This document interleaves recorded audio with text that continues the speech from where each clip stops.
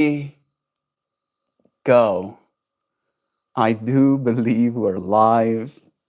So I'll say indeed, and greetings unto you, beloved and holy friends. I know that I'm streaming a little bit out of time.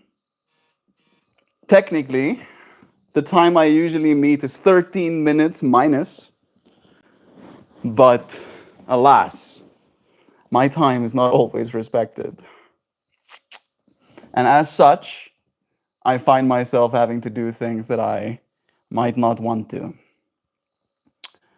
There is fire in the area again.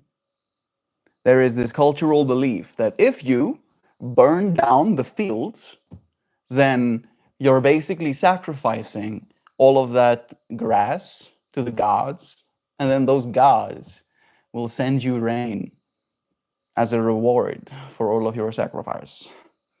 So year after year after year, the fields burn down over and over and over again. The air is shit quality and everybody is tense about it. And I had to now be drone man operator twice, right? Dad calls me literally as I'm setting up to do the live stream, like, yo, I know you want to live stream and stuff, but how about you do this other thing instead? And it's so funny because today's stream topic for time has already been said before that had even happened. And now I am late, time-wise, for the stream.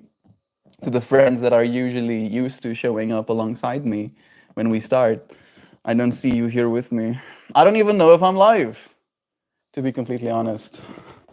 Because as I was trying to go live, for some reason YouTube wasn't working and then it yeeted my thumbnail and my title. Like taking more time as I was trying to get live. I am feeling extra tense. Yes. Tense indeed. For fuck's sake. I don't know if my internet is working. Why are you like this? Thank you. All right, it's working. It's working. I'm the only person watching me technically right now, but it's good enough to me. At least I'm live. Yo, I am feeling things.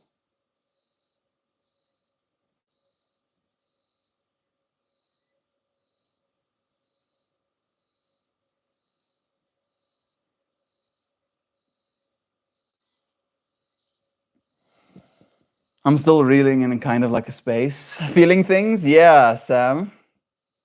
Uh, when I got called again and like again, right? Like earlier in the day, as I was starting to get ready, right? Like literally, it's now time for me to get my shower so I can be ready for the stream. Dad calls me. Yeah, I know you're about to stream and stuff, but can you do this thing? And I'm like, okay, sure. Then I do the thing that he asks for, right? I give him the photos he needs to know where it is the fire is. And it's far enough, right? It's not on our property. It's not even on the property of the person that called my dad to find out from me where the fire is, right? So I sent the photos. And then 30 minutes pass. 30 minutes and I do my yoga class and I'm starting to get ready for this one. And then I get called again to do the same thing over again. And then I fly the drone up again and I take the exact same photos, right? The fire is essentially in the same place. Sure, the fire moves in 30 minutes, but the fire didn't like fucking teleport to somewhere else. It's still in the exact same place. It was when I take the first photos. All right, and it's just, I don't feel like my time is respected here, Sam. It's like I have been using my time very obsessively, right? To try and progress this thing that I've been trying to build, right? To try and progress MeltMore. And because of that effort, I have seen success. I've seen a lot of stuff happening because I'm willing to respect my time. And I'm willing to respect what it is I give my time to.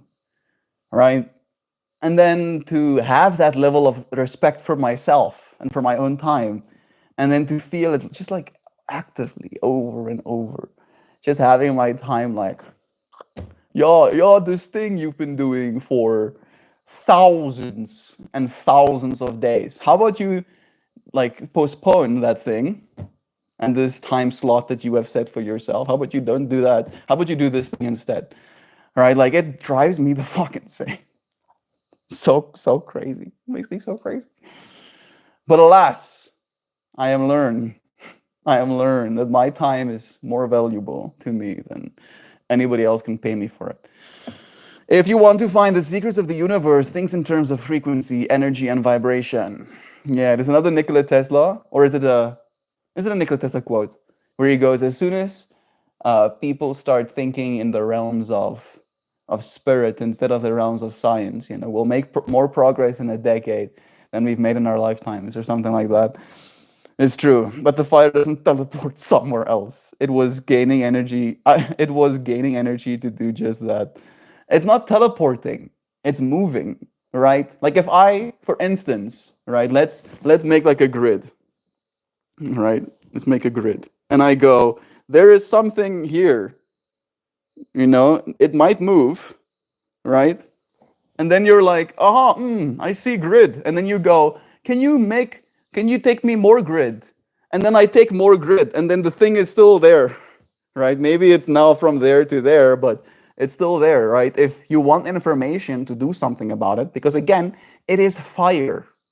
It is fire on tall grass, right? The human form isn't made to fucking choppy fires. No, no, no, it's not what I'm made for. I can't. I'm not spec like that. I melt more, not melt less, of course, right? I don't have firefighting gear. I don't have oxygen tank. I don't have like the most water pressure I have is like enough water pressure to run a freaking sprinkler, right? It's like there's nothing that I can do. And sure, there is this, and like I've seen this before. There is this feeling of like you're doing something when you have a drone in the air looking at the fire. It feels like you're contributing something of value, because the way that usually happens is the drone's in the air and my dad is on some sort of group, and then he gets to send photos. He knows that the human form cannot interface with that fire, right? So being able to, from a hawk's eye perspective, feel useful, gives dopamine chips. But again, that's not a good use of my time. It's not a good use of my time, unfortunately. Right? It's not a good use of my time. I'm good. How are you, Moon? I'm also doing well. Just going through some tough time. Time is the currency of the rich. Time is the currency of the rich. Am I rich in that case? Moon Knight? Because I become very peculiar, very pedantic about how I spend it. I almost don't want to tolerate spending my times on things that I despise, If I really hate doing something, I can almost bet the farm that I'm not gonna want to do it. I'm not gonna want to spend a second of my life doing it. I was planning on wrestling some lions today, but I'm feeling so riled up that I don't think that's a good idea. I might get mauled. If I try and wrestle lions right now.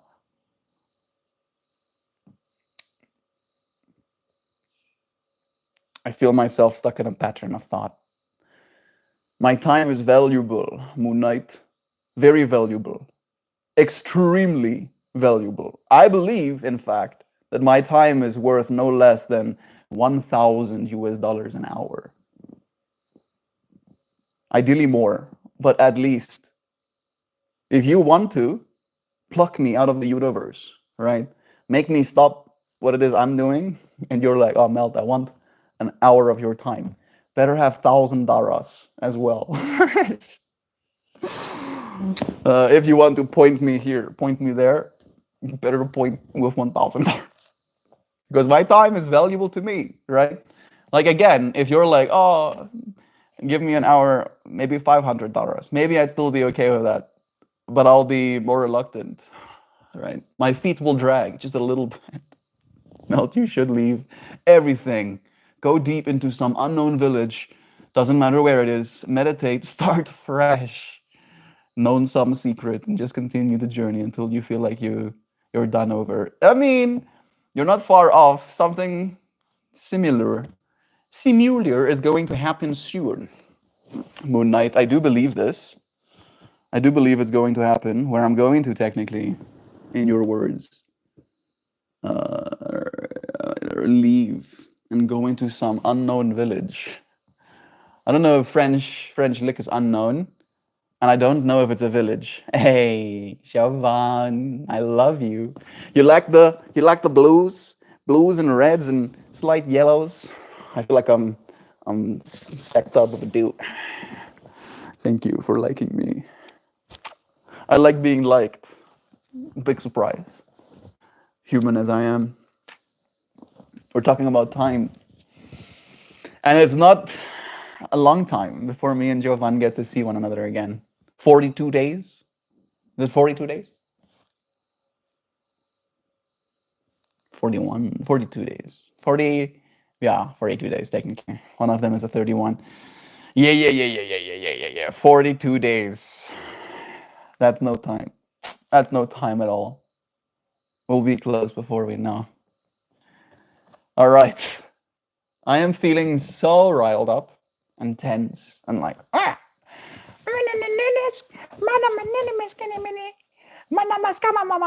that's how I feel inside. So I'll do something about it. I'm going to take big breath. And I'm going to take big exhale. And a big inhale. And a letting go of go with Anshovan. That's the plan. That right there is the plan that we want to do. To go with Jovan to a new land. I'm going to be loud, like real loud. I'm going to be that guy that freaking goes to the local businesses just to introduce myself. Hello, Melt. Long time no see. Ronnie Briggs. It has been a while. Welcome. It's nice having you here. Today we're having a conversation about time and how valuable it is. How every single one of us have our own idea of how we want to spend our time. And when someone else tries to spend our time for us, right, and in doing so assign a certain value to it, that can definitely rile some feathers. How about you, Rodney? How has your time been treating you? It's nice to have you here again. You know the space is always open to you. Welcome back, friend. I shall now add warmth. Here we are, MeltMore. It's nice to be loved by a Jovan. Out here in the middle of Africa's, just having a consciousness out there somewhere in America looking at me lovingly.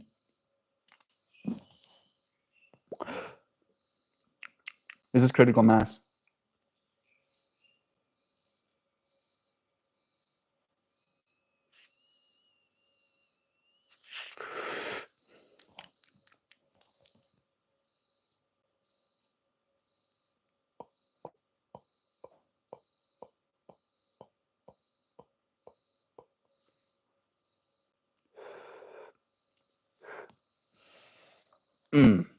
That is nice. This is one of the nice ones, admittedly. I am aware that I technically have only 10 days. Me and Jovan are going to start our sober month a little bit earlier so that when she arrives, we can start. She's arriving 26th. So from the 26th, I will not be partaking of marijuanas again.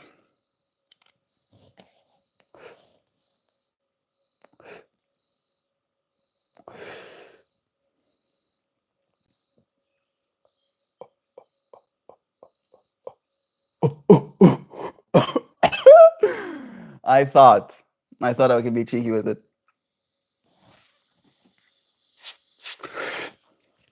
I thought wrong.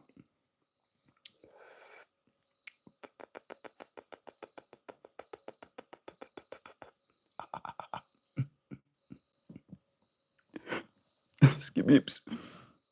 I don't know if I want to add more heat to that, but I could.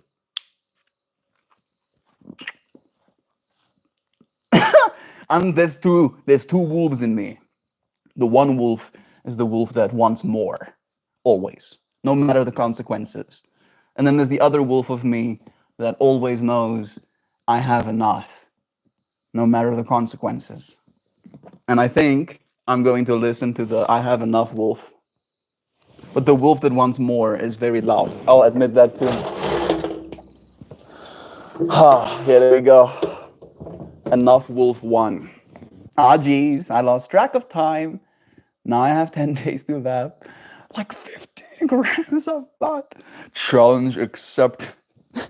1.5 grams means about 15 to 18, depending on how much you stack it, Dynavaps a day. 15 to 18 Dynavaps a day for the next 10 days. We're going to appreciate not having to vape at the end of it, I'm sure. Yeah, it's true, Joe. It's wild to feel like 1 month is only 10 days away. So excited. I've missed you. Work is well spent if you love your job, love what you do. Otherwise, it can be a type of hell. I believe that too. John, how are you, bro? I'm doing well. Nice shirt. Thank you. It's one of the newer ones I have. It's one of the ones my mom got me. I take a certain level of pride in wearing my clothing until they literally disintegrate, until they rip into small little shreds and fall off of my body. I take some pride in it. Makes me feel good. Makes me feel like I'm really loving that shirt. Like that shirt's getting loved harder than anybody else would have loved it. Right? That shirt would have been in the trash 5 years before I put it in the trash.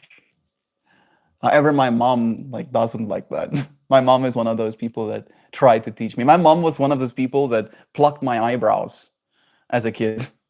As like a 12-year-old, my eyebrows started getting plucked.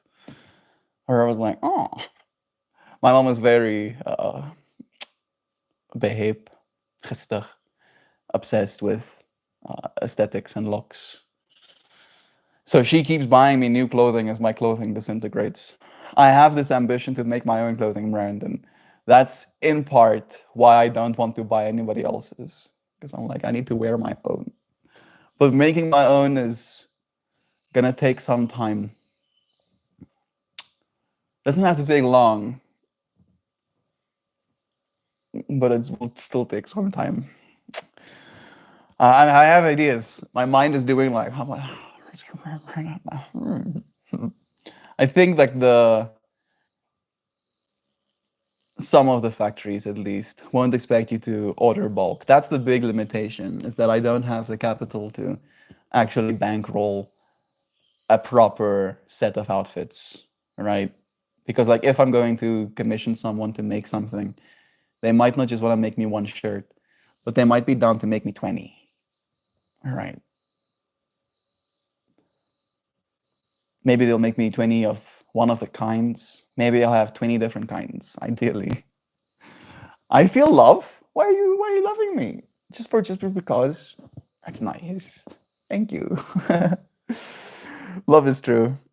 Where do you buy this kind of shirt?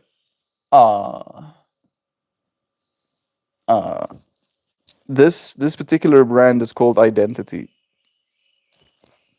I'm pretty sure it's a South African native brand. But go to the mall, bro. Go to the mall and then keep walking past the clothing stores and then looking inside. And if you see some Hawaiian shirts, then you're in the right place. Right? It's very, very simple formats, buttons, material stitched to the shape the human body takes, right? I have t-shirts and boxers older than my ex-wife. I have so many concernings. Ronnie Briggs. But you get what I mean, right? Yeah.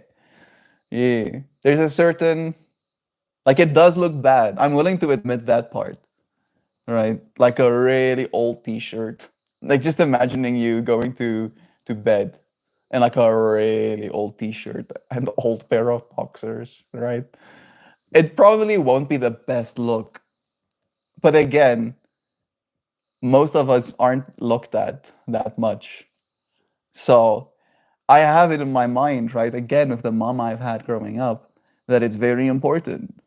It's very important how you look because people are looking at you and they're judging you. Fucking so much judgment.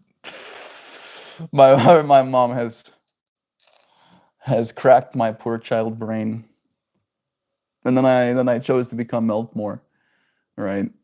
I still understand aesthetics, and I still do kind of apply some of those principles. However, I do it my way, in my time, right? Despite the time that I'm in, it is my time to be doing it. I have this hope, of course, to inspire more people to dress like this. This is nice. It's nice dressing like this. You should.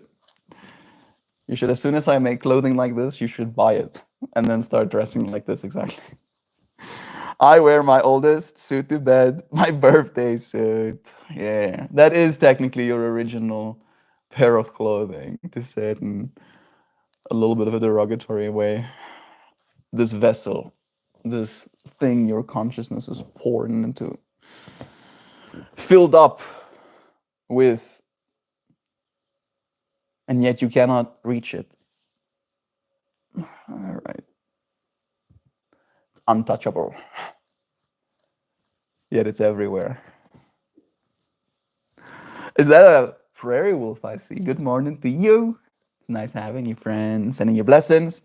Welcome. How are you feeling today?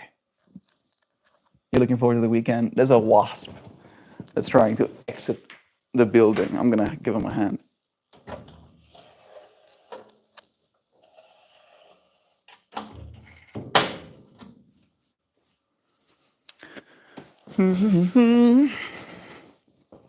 It's getting as worn out as my t-shirts and boxers, sadly.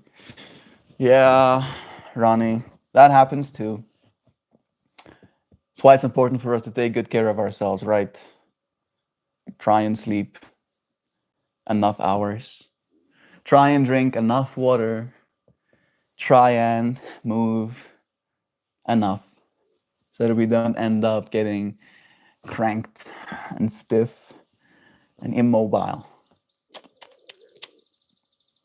And I believe that if we can manage to just do enough for ourselves in the meanwhile, our technology will catch up, right? It'll literally, in the future that I envision for us, be cheaper to genetically modify you into living longer than it will be for you to age and need medical care as a result of that aging and potential decrepitude that comes with it. Right? You understand what I mean? Financially.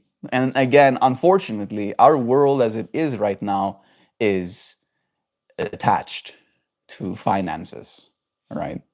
It gives us something abstract to trust and something abstract to acquire, right? Technically, you can acquire more money by acquiring more team members, more employees, more supporters, right? But money is the thing that we almost like abstracted to because it sounds better to say I'm working to get money than it sounds I'm working to get people, right? It's like you can't get a people, oh, you can't do that. We stopped doing that a long time ago. We're getting money now. And it's like, okay. Okay. I get it. I'm here with you. So in that trajectory, right, where the future continues, at least for the short term, I imagine for me the timeline I keep saying is 2044. 2044, there's gonna be a real, like a shift, where we're going to be like, okay, this is a better way, right? And as soon as that, like, we're gonna have to, like, potentially experience some discomfort in the meanwhile before we come to that conclusion, right? Like, okay, there is in fact a better way to do things, and we're gonna start doing it that way instead of the way we've been trying it, right? Instead of trying to control people, we're gonna try and incentivize people, right? It's almost like that's human nature. Humans do not like to be controlled, especially, right, as it relates to time. And it's so beautifully linked with today's stream topic, because if you think about it like a psychological fractal, the amount of time that has been taken from us collectively as human beings has been draining our souls. It's been weighing heavy on us.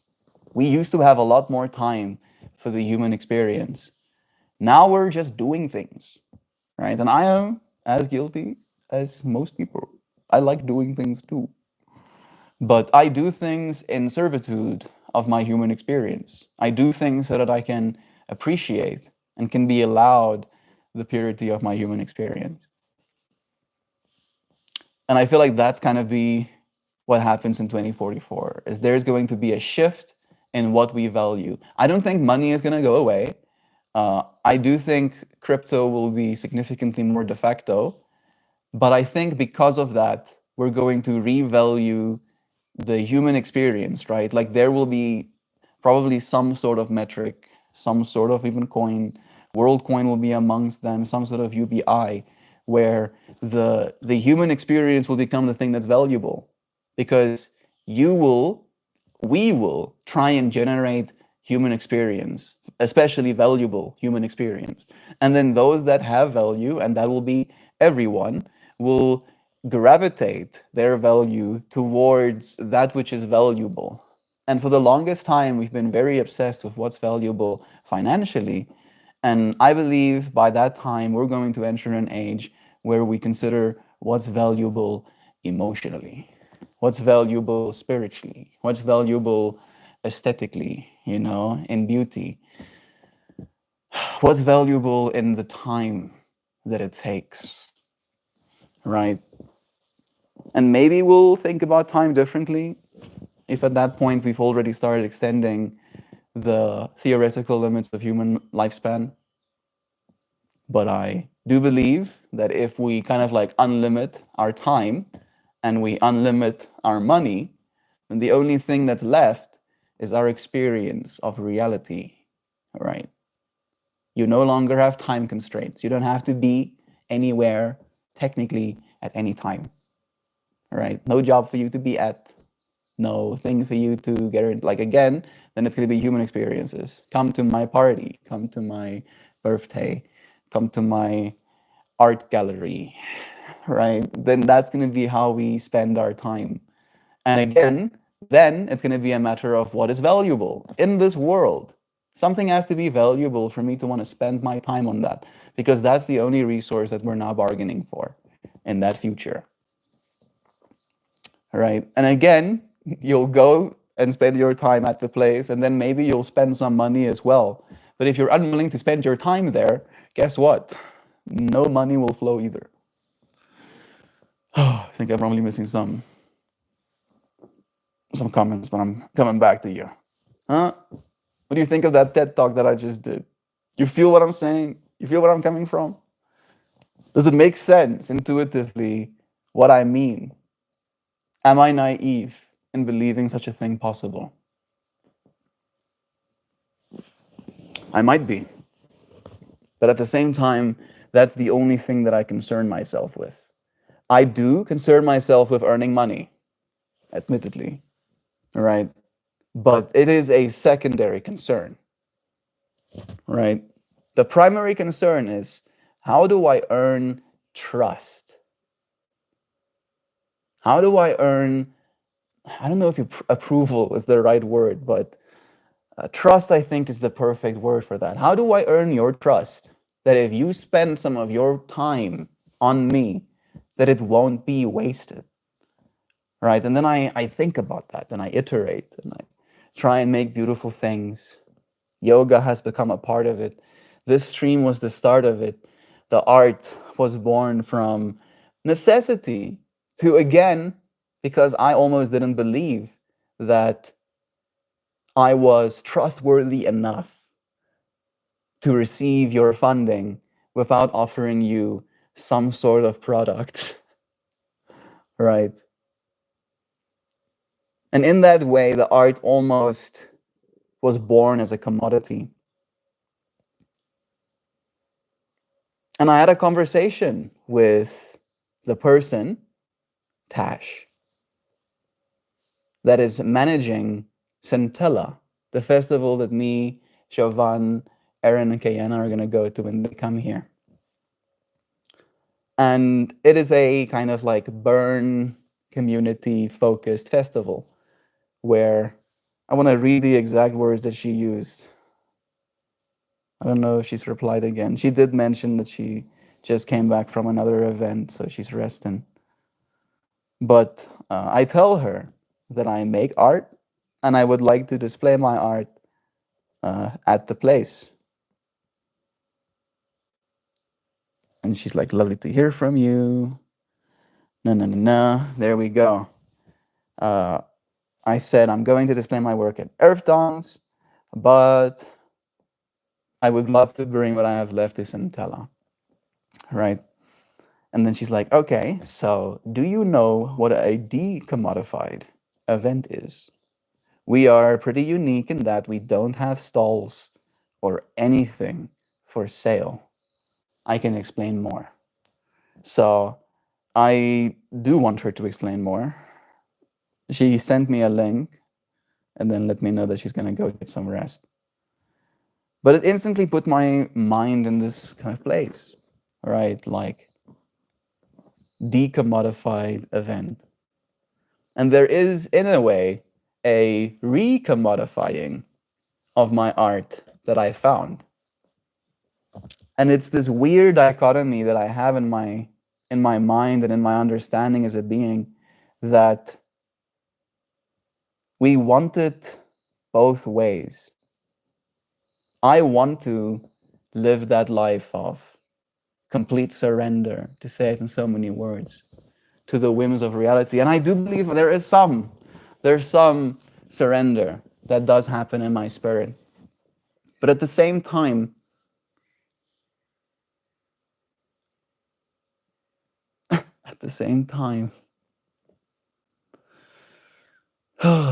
there is this understanding in me that it'll take me a long time to build something that I can be proud of, right? And that's kind of like where a lot of the, I don't know if it's hypocrisy, stereotyping potentially in me that exists, where I have had these very in-depth meditative experiences that show me that I could literally sit on a rock for the rest of my life. Just sit on the same rock. Maybe I stand up every now and then to go and relieve myself and eat something, go straight back to rock sitting. Maybe I sleep, maybe I won't have to because of how much I'm meditating, right? And I could feel intrinsically with a understanding that there is a beautiful life in that to live.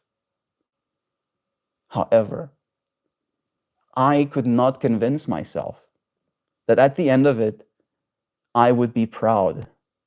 I can try and convince myself, right? And this is what the convincing of myself looked like, because as I verbalize that thought, my mind instantly goes, I would totally be proud of myself because I've spent my whole life sitting on the rock. And that was great, because who else has sit on this rock their whole life? And then I'm like, bro, you could have touched the lives of 1,000 people instead. You could have planted 1,000 trees. You could have made 1,000 flowers.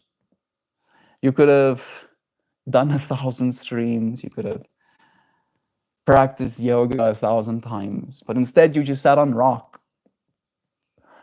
Right? And it's, how do I melt? And I try to every day. I try to melt these two parts of myself together. Right? Try and find balance and unity and wholeness in myself and my experience, how it is I'm spending my time. And I do believe that for the most part, I find some level of comfort in what it is I'm doing.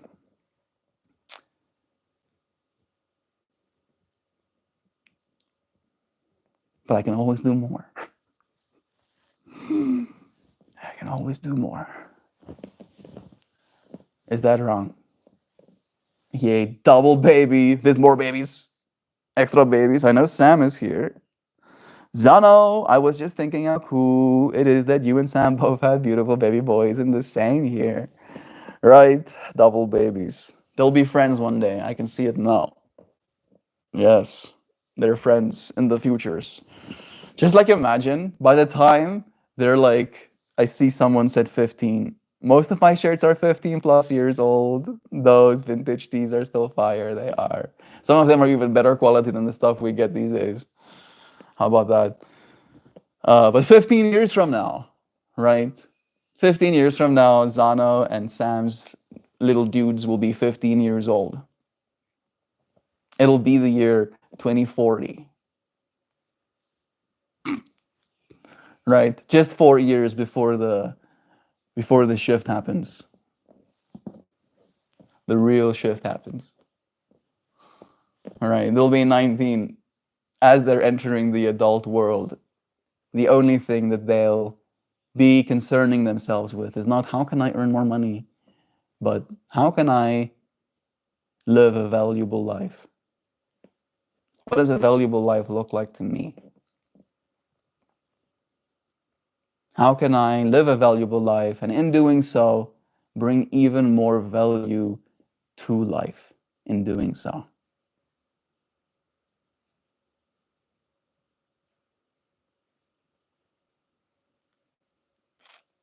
You friends have brought me so much value into mine. Can you elaborate on the 2044 shift? One, Briggs, to be completely transparent in my honesties. I am full of shit. And two, I really like the way the number looks. It's kind of nice, literally. I have a bias towards the number 44. If you swap one of the fours, if you mirror it, and then you melt those two fours onto each other, it becomes this sharp infinity symbol. All right. So I believe in the power of symbols and numbers and the kind of echoes they carry. The numerology of 2044 is also 10, right? Which collapses into 1, which collapses into a new beginning, right? A new epoch of numerology that starts for us as well. And then there is this almost like convergence of what I imagine is going to happen technologically, where by that time, robotics and AI will have reached levels of sophistication that literally boggle every mind. Not the average mind, every mind. There won't be a mind on planet Earth that will be unboggleable by 2044, right? And as a result, there is going to be this, it might have already happened, but I kind of like push it onto that kind of timeline, like a singularity event. And again, it's about that whole mind boggle thing. It's like as soon as we reach a point where every mind becomes boggleable, all right, no mind is unboggleable. We kind of reach a point where we have to build new systems because our minds can literally not keep up with what it is this thing is anymore, right? The level of sophistication and advancement that happens in that internal system literally it goes beyond the imagination of the entire external system, right? Which is crazy. It's crazy if you really conceptualize what that means, right? And again, a way to simplify the conceptualization of what that means is every possible novel, scientific discovery, every possible novel material science, every possible gene edit, every possible everything possible, literally, because again, quantum computers will be a little bit more mainstream by then as well. Every possible thing you can imagine that you can't imagine will be possible suddenly, right? Like that. And then when anything becomes possible, anything, right?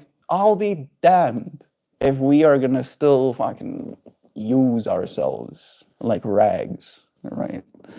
Use humanity as a disposable rag to try and some more whatever up with, right? It's like that's not what's important. We as humanity are sucking experience first, right? We can't eat money. We can't eat crypto either, right? Even though I love it, we can't eat it, right? So at the base level, it's going to be about the human experience. And again, we are going to have access to levels of sophistication in our food science as well, where we'll have these massive vats and we'll brew essentially anything. We'll brew protein. And you're like, surely not melt. Maybe that's going to take 20 years. No, that's working right now. We can do it today. We can brew proteins. We can brew sugars. You can brew anything in a big old vats, right? So then we'll have suddenly an extreme abundance of the constituents of what food stuff is. And then there will be again this whole race of how do we use these things to actually appeal? How do we use these things to add value to the consumer's life? Right? Not how do we get their money, because again, there will be so much stuff. It's going to be branding. It's going to be like, oh, I don't want to eat, Big Oil Man 5000's candy bar. I want to eat Flower Grower 5000 candy bar, right? Underneath, on the constituent level, it's the exact same thing. And in that you call it the candy bar, but it's like high protein sweetness, right? So and it could be low glycemic index, spiking sweetness, right? Or like again, the limit is your imagination in that kind of world. And then again, it's going to be about who can garner trust. Who are you going to trust? Are you going to trust oil miner, coal smoker, tree chopper downer man's 5,000, or are you gonna trust, especially with the foodstuffs? And again, I'm trying to create an extreme. It probably won't be that obvious, right? But it will be apparent, and it will become very evident, right? Like we have judgment, all of us, right? All of us have judgment. What is important, I believe, is not to try and abolish all judgment from your being. And this is, of course, my own bias, because I've had a really hard time doing it. But instead, to have good judgment, to develop good judgment in your spirit and in yourself. And good judgment looks like, emotional regulation sometimes. To not let things or people get the best of you, right? Judging the moment, judging how you're supposed to spend this time can be very valuable. I'm going to come back to the comments because I do feel like I'm missing some. I don't know if that gave you some context, Briggs, on my whole 2044 prediction. But again, right, by that time, because we already have all of the building blocks. Imagine it's like I'm like watching the Legos being created right now. One of these Lego shape pieces is crypto. One of these Lego shape pieces is quantum computing. One of these Lego shape pieces, very sophisticated artificial intelligence. One of these little shape pieces, very sophisticated robotics. One of these little shape pieces, renewable energy. One of these shape pieces, gene editing. One of these shape pieces, being able to grow things in different environments, right? Like that grown stuff. And again, with our gene editing. And then all of these shape pieces, if you build yourself a little castle with it, it is fantastical. Very fantastical shape pieces to build with, indeed. All right, we used to literally build with fucking bricks. We used to build with bricks and steel and wood, if you're American. I'm not casting shade, you have a lot of wood in America. All right, use the resources that are available to you. That's more economical and efficient to do so.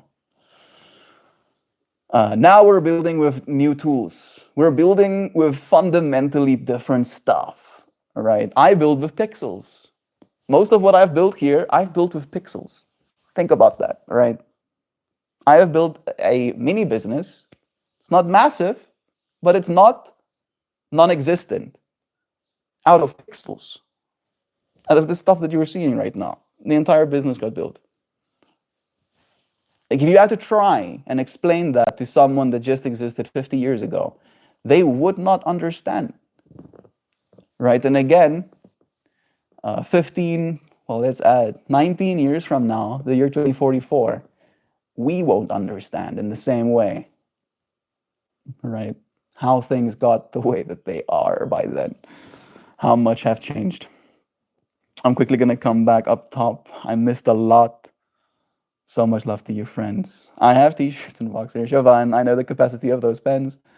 May I ask how you plan on living for the next 10 days if you're constantly it's getting as worn out as my t-shirt. Love is true.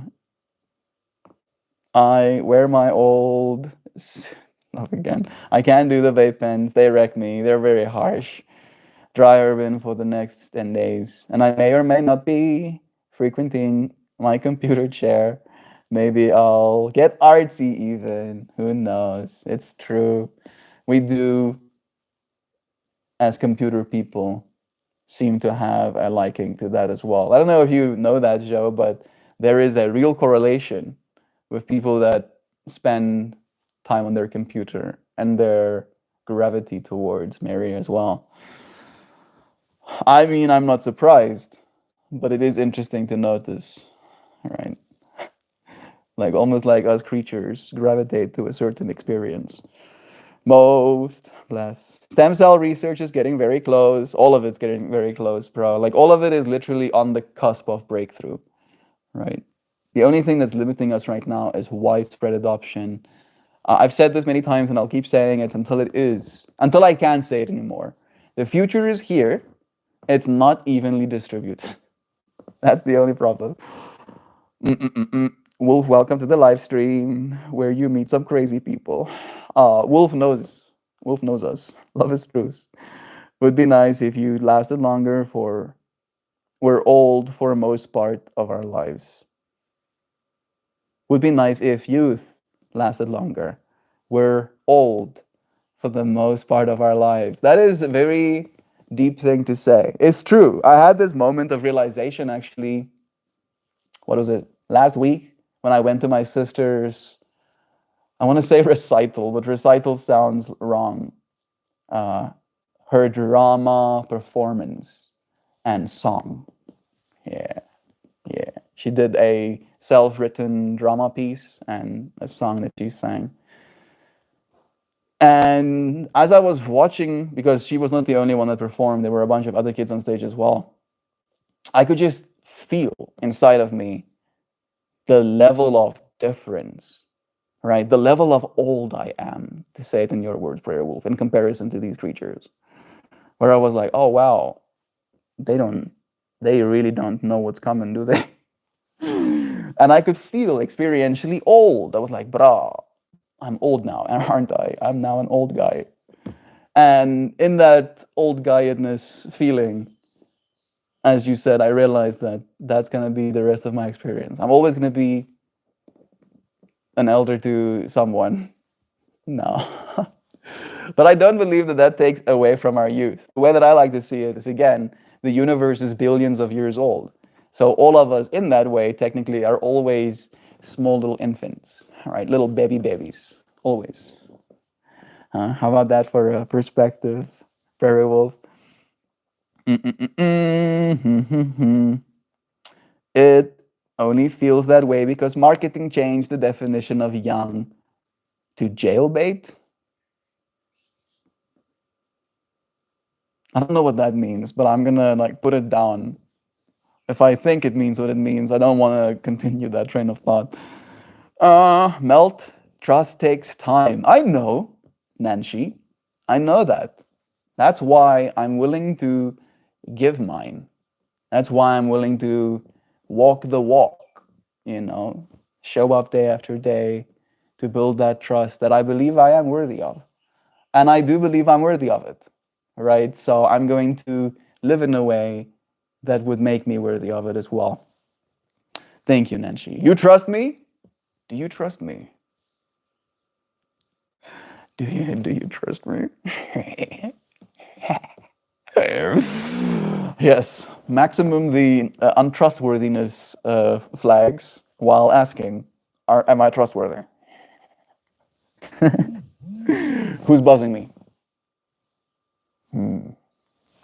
Interesting. Howdy everyone. Today we're taking a look at what I've come to decide is the best Band-Aid one can acquire without a doctor's note. Of course, I'm talking about the Band-Aid brand.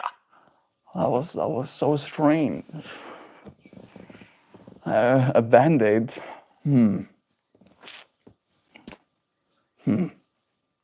I know what he's talking about.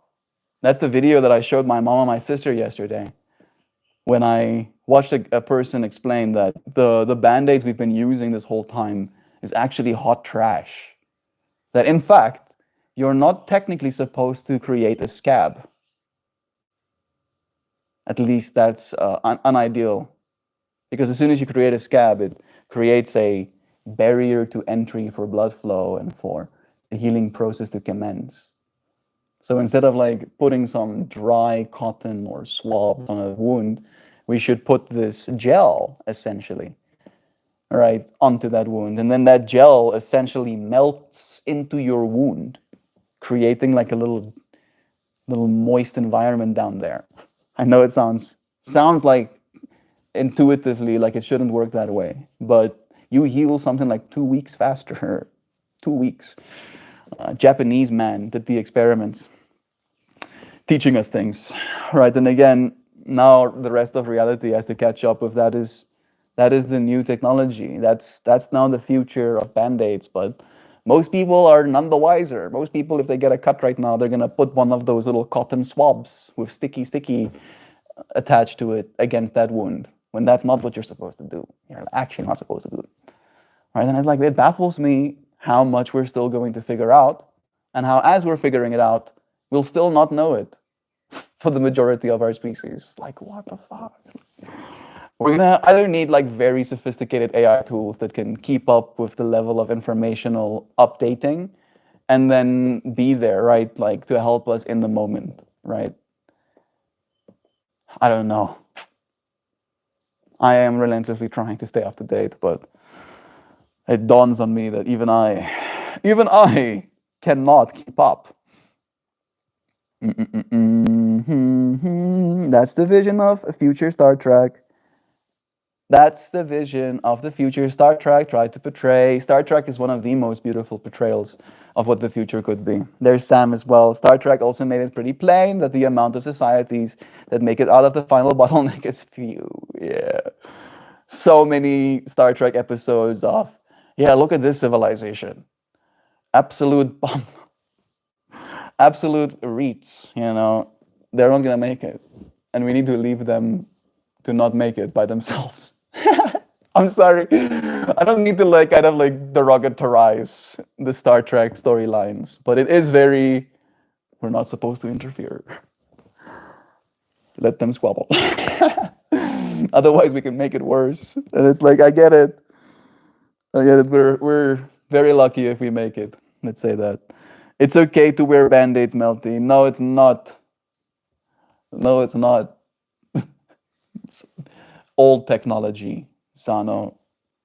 I want you to go out and search HydroSeal Band-Aid. And then the first thing you're going to be shocked by is the price. And then the second thing you're going to be shocked by is the fact that you buy it anyway. And then if poor little Vincent ever gets a boo-boo, God forbid, protect him like his skin is made of tungsten. But if ever something stronger than tungsten had to like make a little nick in him, instead of like cotton swab, you put HydroSeal on that little doodad. And then you'll watch your son heal literally in like 2 days because of the level of regeneration that children have. Because again, the thing that stops the healing is when it scabs. That's the thing, like nanobot Band-Aid. I mean, that's going to be the thing as well eventually. I don't think we have, yeah, you have nanobots, technically, is the thing. Yeah, you have the nanobots. That's technically what you're doing, is when you put that kind of Band-Aid on it, you're essentially creating an environment for your nanobots to continue existing within. right? Technically, an open wound, just open to the environment, could become infected. So your body has an incentive to close it from the environment. But that's what those things do. They close it from the environment, but they keep that almost like skin layer. So your nanobots, your own personal nanobots, have the right environment to do their work, right? Like your nanobots can still do their work. They can like dig themselves, and that's literally what they do. They dig themselves underneath your scab, slowly but surely, like working their way from the outside in, digging under the scab, digging under the scab to try and heal you up. But that's not the right way to do it. You don't want digging. You want right? Makes sense. Think about it like if you had to smooth over a hole in the ground, right? Would you want to like fill the big old hole with a bunch of dirt and then, have like a big old trowel or whatever, big old machine that smooths it out from the top? Or would you want to try and fill the hole from the edges, one little scoop at a time, until you eventually get to the middle and it's full, right? Like it's going to take you a lot longer, and that extra time creates like scar tissue. Like in the 90s, we had new skin band-aids. I don't know if that's the same kind of thing. It might be. It just sounds like someone trying to sell you something. Go and do the Japanese. Maybe I can do this for you, right? I was gonna say go and do research on the Japanese article about this. We're talking about the hydroseal technology.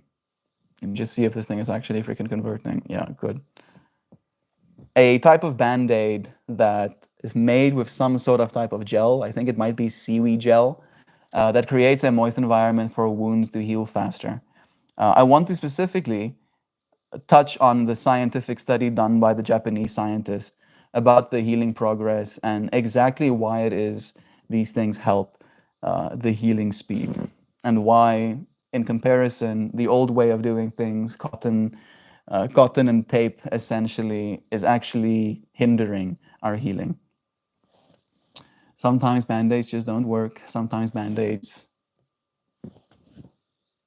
don't do. Sometimes band-aids just don't work. That's why Drew Skin is there for you.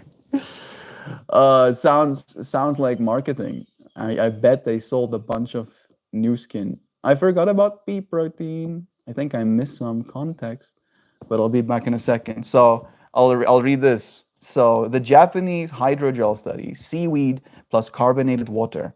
Researchers at Tokyo University of Science, led by Ryota Teshima, developed a novel wound dressing hydrogel made from alginate, a compound extracted from seaweed, and calcium carbonate and carbonated water. Their key findings was that the low adhesion and low swelling.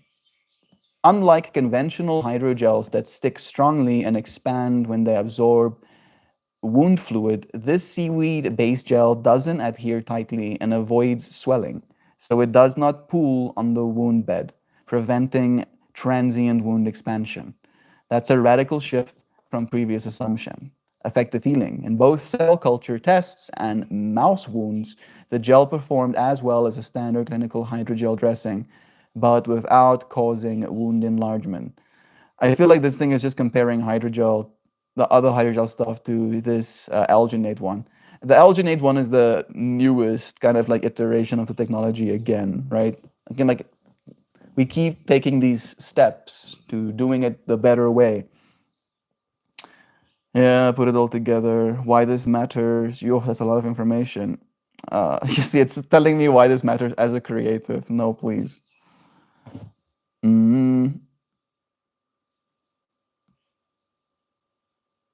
Yeah, same as above. Let's stay grounded in truth. Moisture heals faster, but over-engineered or swelling pads can sometimes pull the wound open.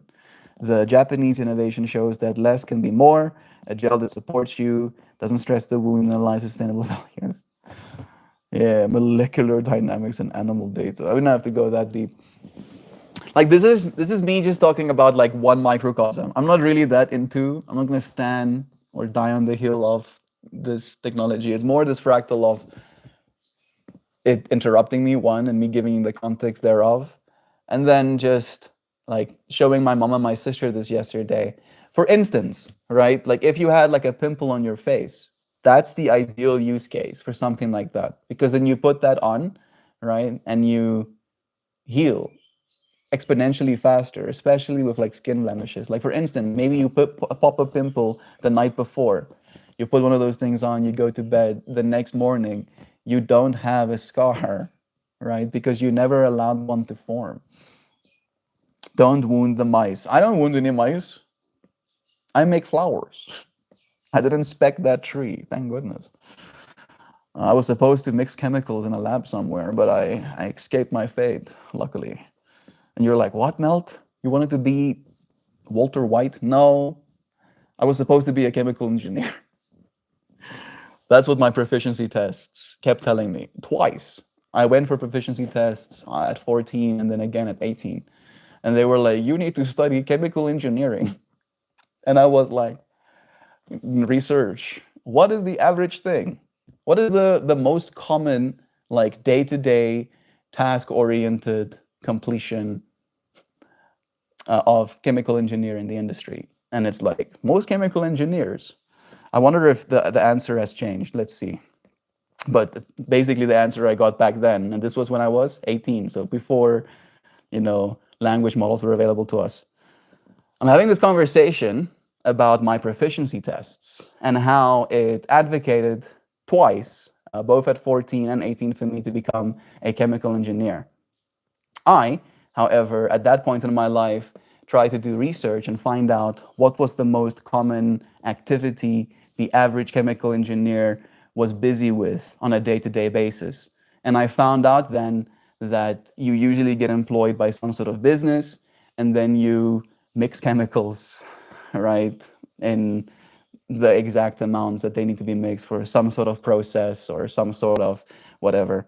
Am I correct in that? Maybe fact check me. I would like that.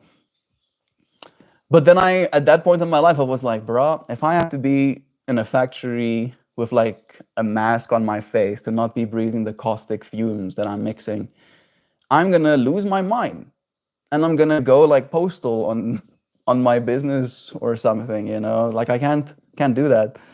So I had to change. I had to change. My parents were not very happy about that.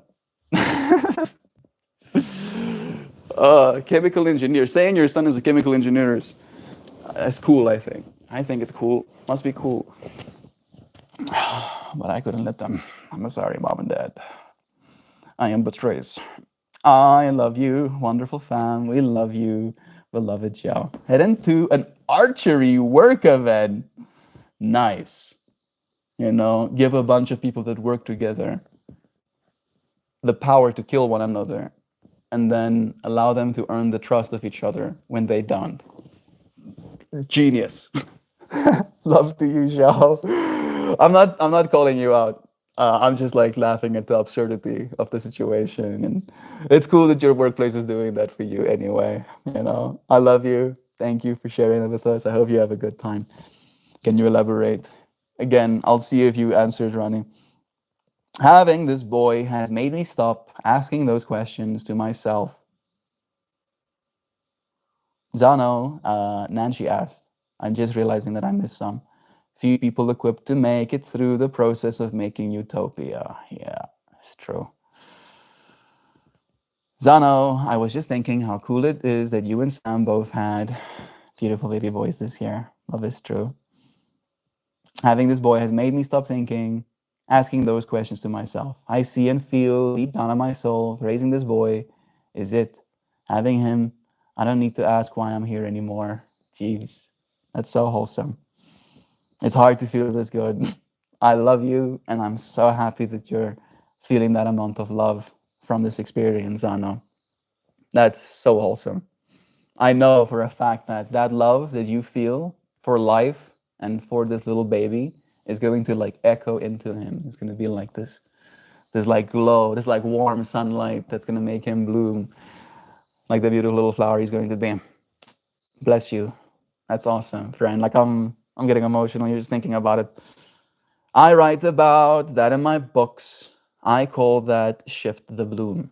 4 is my life number, Abba, my son, is 8. How about that, Ronnie? Synchronicities, bro. I like that. Hopefully it will play out like you envisioned. I mean, the fact that you're writing books about this as well means you're envisioning too, friend. The more of us envision this future for ourselves, the more likely it is. And that's why I'm so staunch, so pedantic, so positively aggressive sometimes when it comes to people saying bad things about themselves, or almost like writing the future off as already doomed. It's like, oh yeah, it's already fucked. Everything is already wrecked. What's the point of even trying? I'm like, no, don't you say shit like that? Envision what you want it to look like, and then hold that as your truth. Even if it ends up not being your truth, you still held that truth in your heart, right? In your own actions, in your own way of living, brought that truth into this world in your own way. That's the only thing we can hope to do at the end of the day. I think your palates can become more spoiled. Lol, we have dips for pizza. My palate can become more spoiled. We have dips for pizza. I'll dip my pizza in something, right? I just won't eat much of it. That'll be the limiting factor, right? It's like it will be something I do occasionally. You want to talk spoiled palates? I mixed my protein shake with chocolate milk this morning, and it made me wonder what the fuck I'm doing with my life. Yeah, that's a lot of sugar. Yeah, I am very practical on that, right? Like I had, and I finished it now recently, but I had some protein powder, and it was atrocious. It was like a full spectrum one that had some casein, whey protein, pea protein, a bunch of different types of grain proteins, like full thing, but it tasted like ass. So I would do 2 scoops in a shaker with the little shaker ball, and then I would shaker with clean water, and then I would until there was nothing left. One swig until there's nothing left. And then I put it down, and then the taste hits me. And then I drink water. And then it's done. All right. So like it's in that, like for me, protein powder, you drink protein powder because it's utility. You're not supposed to drink it, I believe, and this is my own bias. You're not supposed to drink it because it tastes nice. And I did that at one point, right? When I just started to work out, I got myself protein powder as well. And I had this strawberry flavored protein powder. And I lied to you not, it was good. Like really good. It was actually delicious to drink. So I would drink it with milk. I would drink it with milk, like half a liter essentially of milk with my shake. And then I did that because I was working out. But then I didn't always work out. Sometimes I would just make myself a strawberry shake.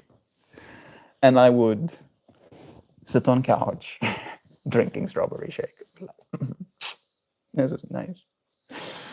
Right? And surprise, surprise, I gained weight. I didn't end up actually achieving my goals. Now, these days, when I do protein powder, it's like, I have not had even close to 100 grams of protein today. That's usually the way my mind, I've not even had close to 100 grams of protein today. Let me just slightly remedy that. And then you do poop, 2 protein scoops, and you get like 60 grams of protein instantly. And then it like lifts me up on that threshold, and I don't end up hurting quite as much. Utility, little building blocks. Quick, get it inside of us. You talk about file. With AI in full bloom, the world could easily supply us with a freedom from an open time to follow our passions. I believe this, bro. Like it's getting, like AI is going to automate away most things. So alongside that will be jobs. Alongside that will be consumers if we don't figure out some way for them to have anything, right? So yeah, they cannot stop the wave that's coming. They can just kind of teach us how to swim. Allow us to swim. I'm trying to find a protein powder with no artificial sweetener. Sure. You'll have to ask a language model probably. I don't know if you do that, Zano, but that's gonna be hard, I know. Because again, usually some of the protein powders, they want them to be pure protein, mostly protein, but just protein, just whey protein is not gonna taste good. And most people that when they get themselves a protein powder, they don't want extra sugars. So yeah, there's usually a lot of artificial stuff in there. I wonder if there will be like a stevia sweetened protein powder. Maybe that's when you could look at. You're looking for Naked protein powders. How about that? Naked is the brand, and they have a few different unflavored varieties to choose from, including pea protein and casein. There we go. 100. Okay. $100 will get you a 5-pound tub of casein. Okay. 2.5 kilograms. It's not that bad. It's still bad. $100. But again, maybe that will last you like 2 months if you take only like 1 scoop a day. So it's like $50 a month to just give yourself that extra bump of protein. And then it's not that bad if you think about it like meal wise. It's not cheap, but I do know Naked is probably one of the more too much money spending. Yeah, that's I can't afford right now. They sell it in smaller amounts. Still too much, even for the small ones. I'm just gonna have to tough it out with the cheapies. It's okay to wear Band-Aid. Love is true. I thought scab prevents infection. It does. It does. But it also prevents healing. You know, the same thing that prevents the infection also prevents the healing, unfortunately. Maybe that's just something made up. Nope. That's still accurate. Sometimes bandages don't work. Less. Johnson & Johnson got caught putting cancer-causing ingredients in their Band-Aids. Technically, it's not okay to wear brand name Band-Aids, but it's probably a good idea to avoid the other ones too. Scabs are good. I don't disagree with that. It probably works better. In first aid, you're not supposed to take the Band-Aid or bandage off if it bleeds though. Just put another one on. Yeah, but again, both of those cases, you're just like soaking away the moisture from the wound. When the moisture is what the wound needs to heal. Yeah, when he was reading, I was thinking always mice involved somewhere. Mice have done a lot for us, right? Like we literally have a statue commemorizing the mice. Like people don't realize how many of the medical breakthroughs we take for granted every single day these days have been in large part due to the help that mice have provided our species. Our mayor just made an announcement about how there is a hospital in London, Ontario, that's been doing heart medication testing on cats and beagles. He said he was going to find every one of them. He shut it all down. That's nice. He said, why are we doing testing on what could be people's pets? I don't know. I can't feel the context with what you're reading. Cats and beagles. Testing on cats and beagles. I mean, again, are they shutting them down because they're testing on cats and beagles? But they're not shutting down people that are testing on like rats. I don't know if people realize, but medication saves lives, real lives, right? Actual lives will be saved due to medication. And if we were testing all of our potentially life-saving medications on people, we'd be killing people, a lot of them. All right, and I'm not saying that it's better necessarily to have animals die for our cause, but I do think it's probably worse to have people die preventable deaths or test directly on them. You know, it's like, for instance, right? Like this is my mind's fractal generator. Mr. Mayorman succeeds at his task of shutting down all of these places that are testing on animals, and then in doing so, kills millions, hundreds of millions in the future, with people dying and never being able to create kids, or right, just hundreds of millions of people die because of that decision. Maybe it won't be that impactful, but it could kill one person. One person could die without the help that they needed because nobody was testing a way to help. I love strawberry flavor. Me too. It's so good. I am back. Bless your moon. Dreamtooth's here too. I think for you to help us realize help would take more than a mouse. A mention about medication. I'm autistic, Zano. I checked. I think he said using mice and rats is okay. Okay. Okay. Necessary evil. I don't consider it evil. I don't consider it evil, Zano. If we as human beings were just like lacerating the animals for fun, right? Like again, if we're testing a new type of wound dressing, you have to have a wound. You have to have a wound to get that dressing. And again, I don't know if they do it that way, but I'm sure they can inject some sort of sedative or uh, like numbing agent in the area where they cause the laceration on the little mice that is being a test subject to this new potential life-saving ointment or whatever, right? Wound healing ointment. Like people used to die of infection all the time, and we don't anymore, right? Because we know, we understand things better, right? And again, that's where the evil, like I don't even think, I just think it's necessary. I don't think it's a necessary evil. I just think it's necessary. Evil would be if we did it for pleasure in the act of harming a creature. That would be evil. But I don't think there's any pleasure in the science. Like I've heard even from them, like the scientists name their little test subjects. They honor them. They treat them well. They give them treats. Those little rats get to live the best possible life that they can live considering their circumstances for the most part, right? And like you cannot call those people evil. It's kind of evil. The mouse does not consent. Sometimes it does, Zano, right? Like we've had experiments as well where we've given mice access to cocaine or to a button that is linked to their brain that they can push and stimulate dopamine, right? And they consensually keep pushing those buttons, sometimes to the point of like killing themselves with it. All right, it's like I'm not saying every single mouse chose to be where it is, right? But it's almost like fate. Fate, back again. Fate chose that mouse to be where it is, right?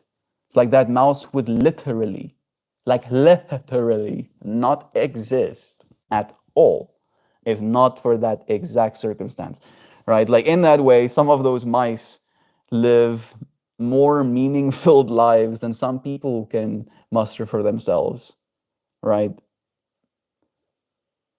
Like, it's a very sticky topic, very sticky indeed. I am not scientist, not in that way, at the very least. I experiment only on myself. I'm finding melt justice intolerable as usual. I know you do, Hoopy. Like, there's something in me that skizzes you a little bit, though. Just a little bit of skizz, right? I am unwilling to almost like fold on what I believe is, the ultimate good for our species, right? And again, it is difficult to know what that is. And there is a certain level of hubris that I'm willing to admit that I contain in believing that I am capable of taking a position of authority at all in these discussions. However, however, I am going to stand up for humanity. I'm going to stand up for people. All right, I am a people. I'm not saying don't stand up for the animals, but I am going to be standing up for the people. Right? We human beings are special, and I can feel it. No, we're not, Mel. Everything's better. No, don't at me. We human beings have in the last 300 years gone from dragging carts on the backs of horses to being able to launch ourselves to different planets, right? Like that means something, right? And again, rats, in the meanwhile, have been ratsing. They've been chewing holes in bags of food and taking shits in our homes. That's the difference. All right, and I'm not saying eradicate all rats on planet Earth right now. They are an essential food source, but like that's what makes them special, right? A rat is very special to a bunch of owl babies when their mom brings it to them. Fuck, this is so dark. But that's the reality of life. That is the reality of life, right? You can be special to a person by making them feel something with your words or with your actions, right? That's what makes you special. Rats can't do that. Unfortunately. Phew, that's so sweet. Did I miss something? Prairie Wolf? I did miss something. I felt Melt just as intolerable as usual. I'm grateful for friends. We're grateful for you too, friend. I'm grateful for the mouse. Yes, that's what we have to do. But to me, still now not wholly good. I don't think it's wholly good. Again, right? You didn't hear me say necessary good. You just heard me say necessary. Necessary, period. Not necessary evil, not necessary good. Necessary. It is necessary. I named my Jack Russell after a Russian dog that went to space. She died on re entry to commemorate his sacrifice for the human race. Her name was Laika. It's true. Rest my little space Columbus. Bless him. Not right, Melt. Meaningful lives, not. It's funny you bring up folding. Oh. Yeah. All of us get to live meaningful lives. I believe the rat still lives to his experience a meaningful life, right? But the meaning in life is different to what the meaning of life to you is, right? His whole meaning to life might be to, you know, make himself a nice little cozy spot, find himself some snackums in the world, maybe find a sexy ratita to make babies with, right? Like that's his whole, what's the word you looked for? Meaning. That's his whole meaning. And I'm not saying that that is not meaningful. I'm not saying that. What I'm saying is that human beings have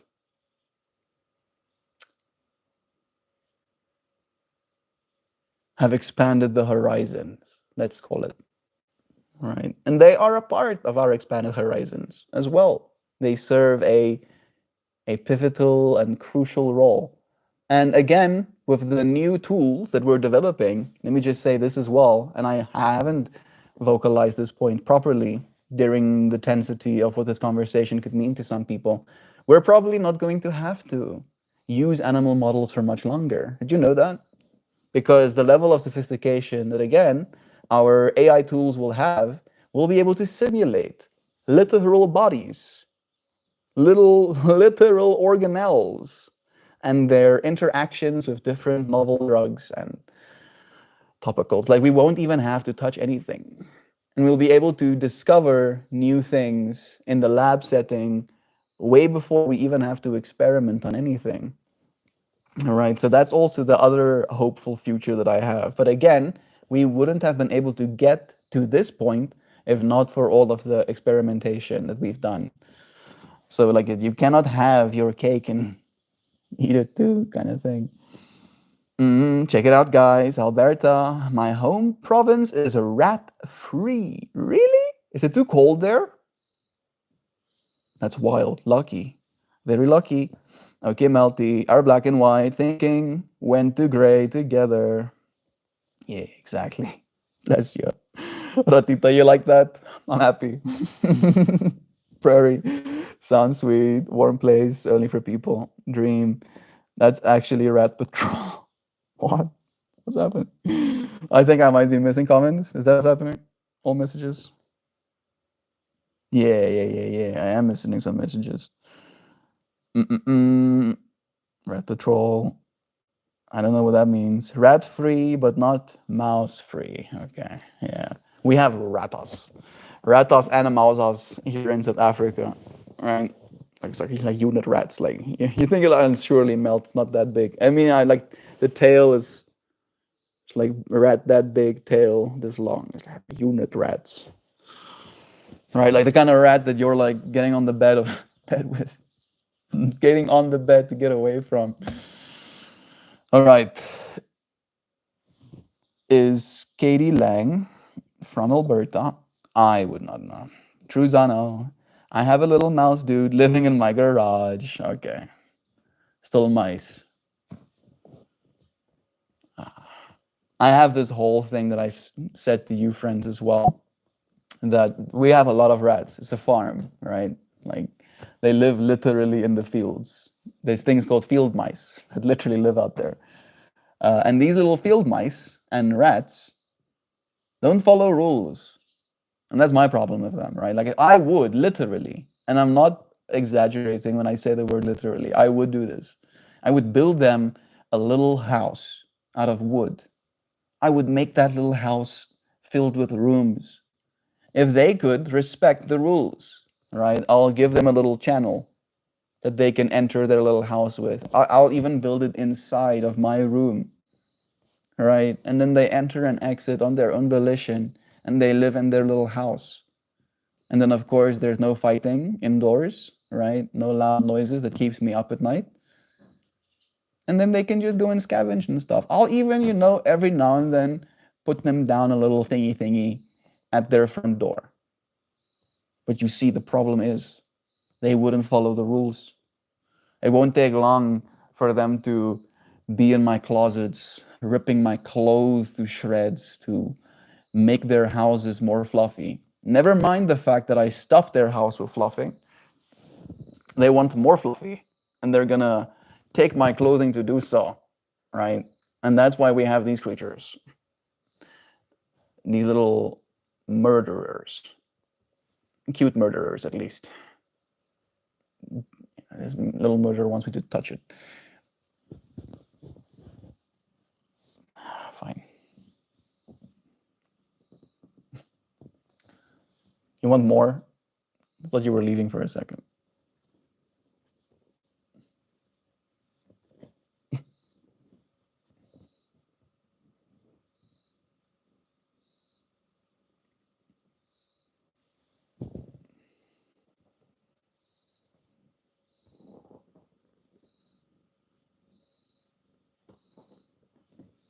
Talking about. She's like, you should give me that hand thing. Yeah, I didn't say stop. Quero.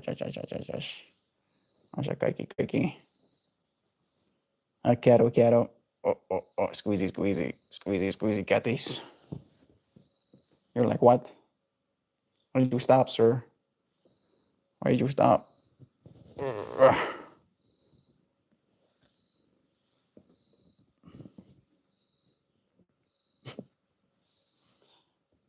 You're distracting me. This is what I believe about the cats, is that they steal. You ever think about that? Is that they're here to steal. They did initially, help us with the ratos. But this thing is fucking hurting me, yo. You're hurting. Don't do that. Putting your nails in my freaking leg. Go and catch a rato. Go and do your job. You must go and do your jobs, you catos. Look at how small this thing is, though. I don't know if it's clear that this cat is very tiny. All right, small obocatums. This cat is just barely bigger than the rats we have here. Let's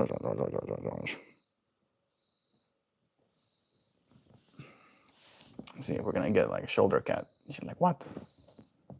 Why you stop? Oh, don't touch my stuff. Don't do that. No, stop touching my stuff. Stop that. That's gross. It's like, yes, you wipe off my spit, I'll put my ass up against it. How about that? Don't touch your face. Nope, that's not happening. I don't know if I've touched my face accidentally, but yeah, I need to go and wash my hands. I don't want any toxoplasmosis as freaking toxoplasmosis generate the euros. Like it is a parts per million thing, and since these cats do go and do their business outside at the very least, they're not really in environments where they have a lot of bacterial load. Yaus kebab, hey gobs. Hey, gobbledygoops. We have this. Stop touching my stuff. Freaking touching me stuff. Touching me. Zano, is it expensive? Also, you can feed cats cat food that neutralize their allergen. I didn't know that. Makes sense. The toxoplasmosis is something that lives in their digestive tract and part is propagated by their digestive tract. This kitty is so desperacios. What about desperatio cuttums? Squeezy, squeezy.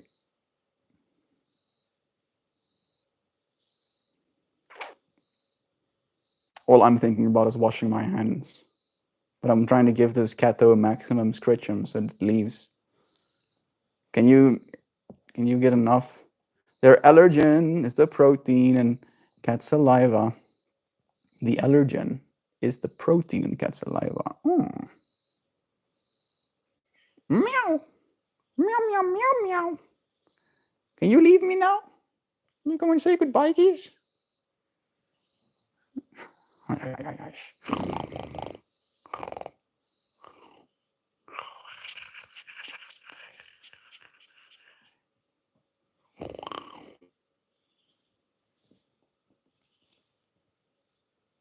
Okay. Enough. Enough, Bocatius. Stop touching me. I'm gonna go wash my hands quickly. And she's like, oh yeah, I convinced him to give me some food. That's totally what I was trying to do the whole time. I was trying to convince him to give me food. Yeah, I want to give me something to eat. Oh, I like that.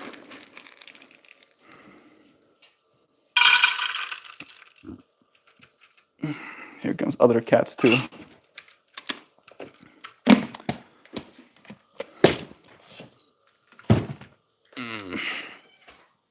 Ha ha ha. I should wash me handles.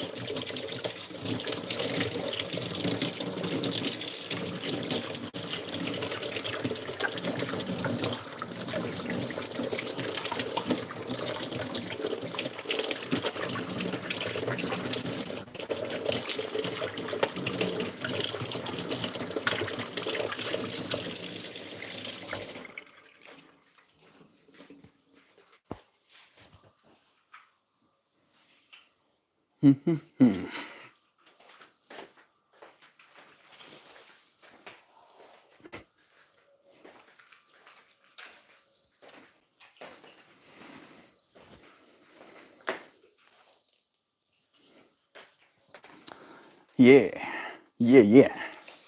We're done, I think. I think we're done. We showed up, yes, almost pushing 2 hours. I might have shown up a little bit late, time-wise, but I gave you extras at the end here at least.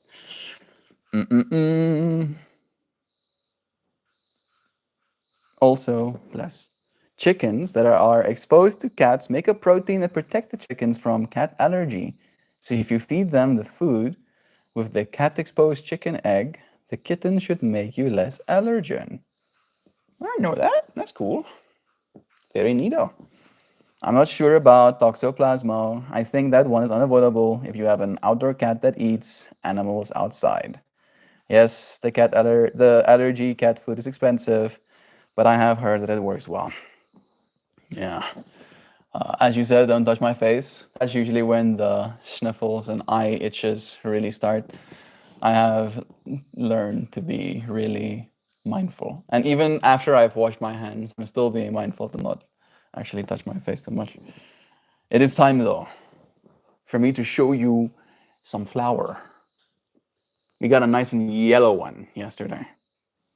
Today should be very contrasty.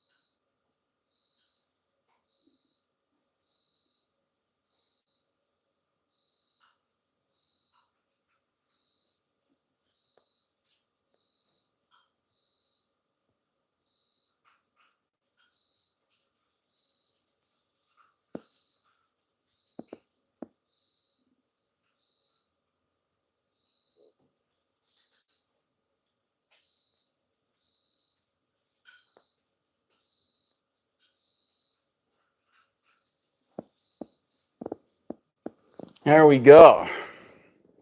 One more time for our eyes to see. Wowza, aw, Nancy. Bless you, friend. Your love is felt and appreciated more than I can say. Just saw a Burby in there. You saw a Burby in there? Ooh. I don't know if it's this one. But suddenly I can see Burbies too. This one has kind of like Burby vibes to me. I don't know if it's that one you saw. But there is fidelity to see if you want to. Zwap. Makes me want French fries. Yes, I'll hit up McDonald's right now. Be like, look at this, McDonald's, sir. Use case. Post this flower in all of your stores. You know, pay me $1 billion. I'll do all of your stores, and people will desire French fries all the time. They'll just be running into the stores, kicking the doors down to get French fries. It's like, sir, we don't want that. I see oysters in there too. Oysters. I do love that these flowers do that to people, right? Like we're looking at the same arrangement of pixels, but every single one of us sees something else.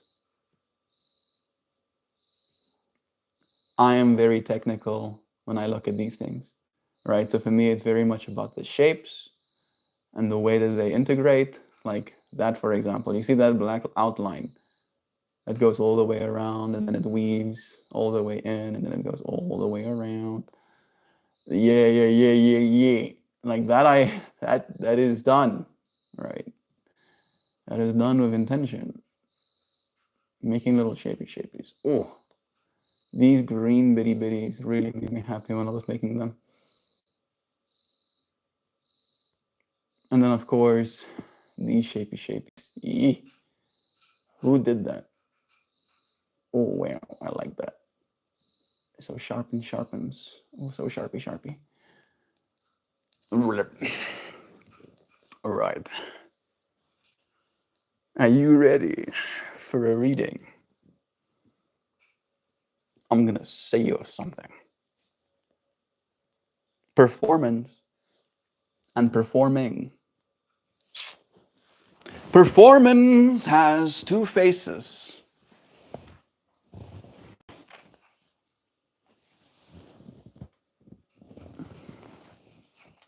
Performance has two faces. One counts, one dances. One is graphs and grades, split times, click rates, tidy rows. The other is breath and bright lights, laughter that lands, a risk taken on purpose. We need both, but not in equal servings. Let the metric be a mirror, not a master. Let the scoreboard whisper while the stage says live. We are not dashboards, we're dancers, not spreadsheets, ensembles. Show up to perform, not to be performed. Let the verb outgrow the noun. Let the trying be the triumph. This is step. Good. Now you've learned one. Drop a line. Great. Now we have room to play. We borrow courage from each other. Call and response, solo and chorus. I learn your rhythm. You borrow my beat. And the song gets better. So practice out loud. Rehearse in public. Applause optional, joy required. Make the music.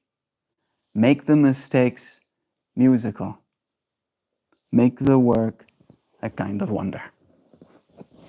I appreciate you, friends. You feel that, Zano? Thank you for making the work a kind of wonder with me too. I really do appreciate you, friends, more than I can say. More and more every day. as we continue to show up, we can only gain everything. Momentum, patience and power, progress and prowess. I appreciate you. Thank you for joining me. Beautiful friends, until we do it again tomorrow. Goodbye for the day.